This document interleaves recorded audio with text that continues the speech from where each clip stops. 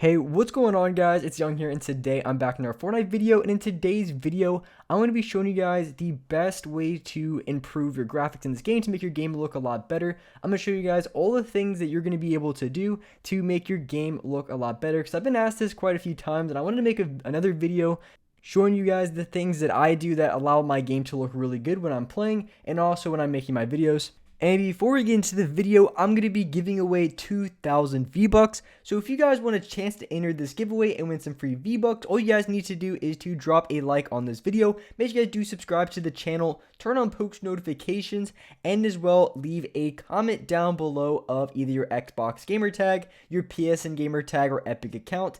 And you guys will automatically be entered into my next giveaway. So if you guys want some free V-Bucks, make sure you guys do enter the giveaway. And alright guys, let's go right to the video. Alright, so here in this video, I'm going to be showing you guys the things that you can do and the things that I do to make my game look really good, to improve the color settings of your game. So there's going to be three specific things I'm going to be showing you guys that you can do. And the first one is just going to be in the settings of your game. So here just my game, how it looks normally. I took off all like the saturation on my Elgato and all that kind of stuff. So going into my settings, if you look down at the user interface contrast, that has completely nothing to do with your game. That has everything to do with the way, I guess, your taskbar, I guess the way your settings look. So that is something you don't touch whatsoever unless you want to make your interface look a little bit different.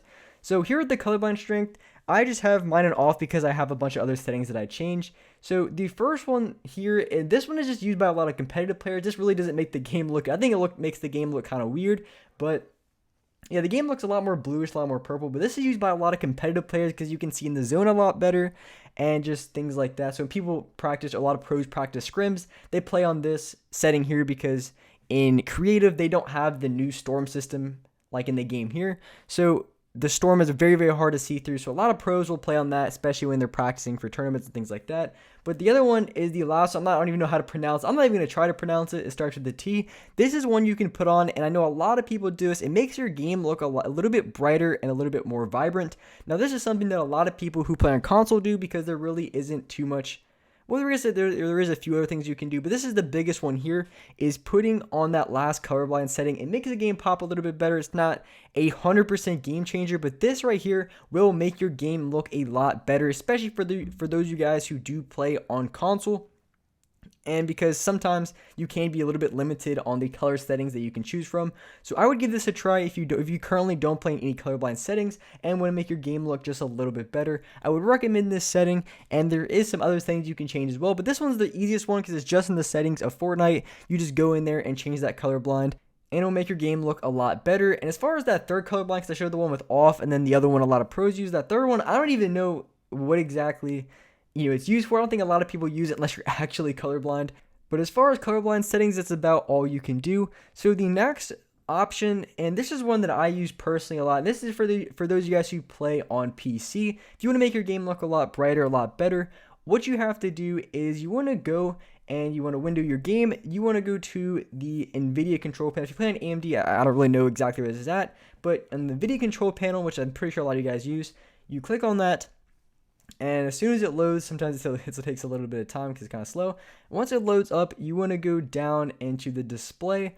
And once in your display settings, you're going to notice this window right here. And right towards the bottom, this is the option that you want to change, and that is going to be your digital vibrance. That is the only setting you want to change when it comes to making your colors better, because when it's on 50%, that's just kind of the default how the game normally looks. And when you put it on 0, it's completely black and white. And when you put it on the max, the colors are just way too much, oversaturated all over the place. So as you can see, when it's on 0, it's pretty much like you're playing the game in 1920. Everything's black and white. So you want to find the right balance of color vibrance that you want to have. I had mine at 65. I mean, you could probably put anywhere from maybe like a 60 to like an 80. In between that range, I feel like 80 was just a little bit too much, but just find whatever works best. But that's going to be the only setting that you want to change in this panel. As far as the ones above, I really don't know exactly what those do as far as the channels above it, but that's the only one I've changed, was the digital vibrance, and that's kind of like the saturation. It makes the colors pop a lot better. So if you play on PC and you have an NVIDIA control panel, all you have to do is just go to these settings here, change a few things, and you will see a huge drastic difference in the colors of your game. And also, just in case you guys are curious, if you look at the top you can see the monitor that I'm using in case you're curious on exactly the monitors I was using. So I use the Alienware, I think it's 25-inch monitor with G-Sync. That's the one I'm currently using. And then I also have a dual monitor with another Alienware 25. The other one doesn't have G-Sync. That's just the one I'll read off chat. And then I have my Elgato that I have connected to the first monitor. So in case you guys were curious, those are the monitors that I'm using in case you were curious on the colors that I have for that specific monitor. Because everything's a little bit different. Each monitor, the colors, especially on I used to have a BenQ monitor. I think it was like it was a 144 hertz BenQ monitor, and the colors were a little bit different the way they kind of played out because every monitor is different. Some monitors that are really color accurate, like a 10-bit panel, then the colors will be very, very accurate, and you'll have to change it accordingly. So it really does depend on the monitor that you have. So my exact settings aren't going to work for every single monitor, but that's kind of the main things that I use.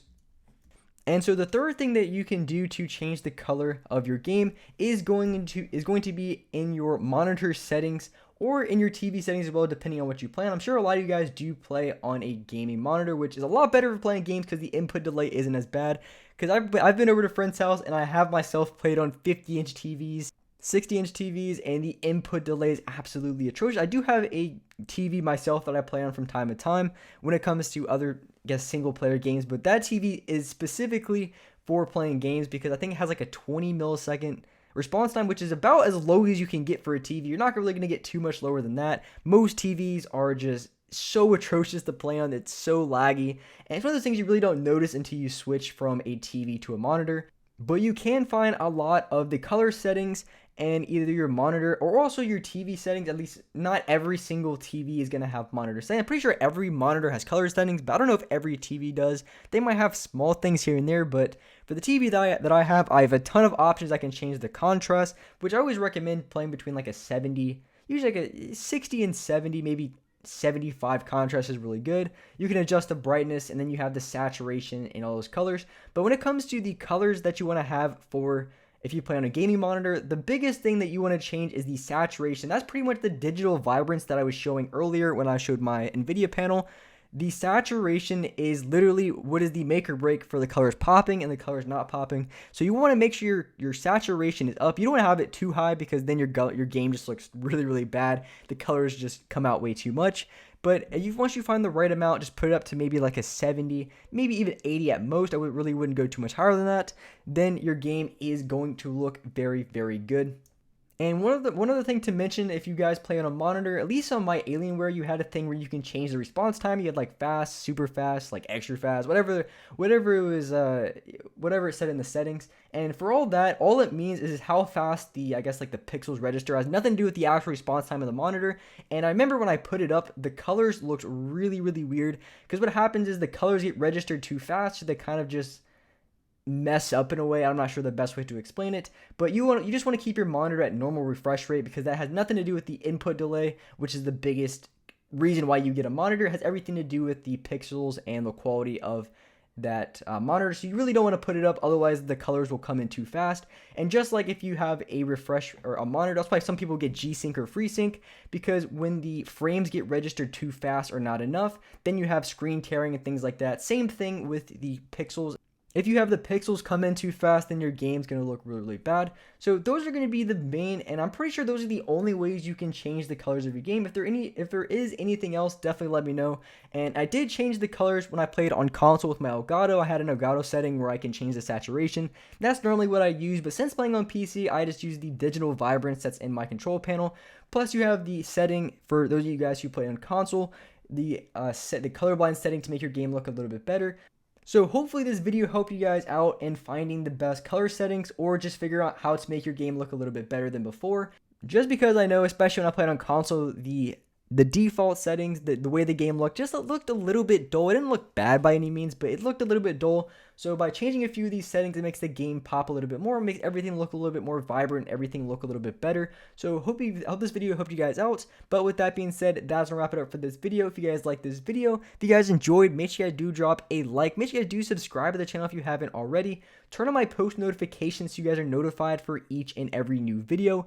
And alright guys, I'll see you next video.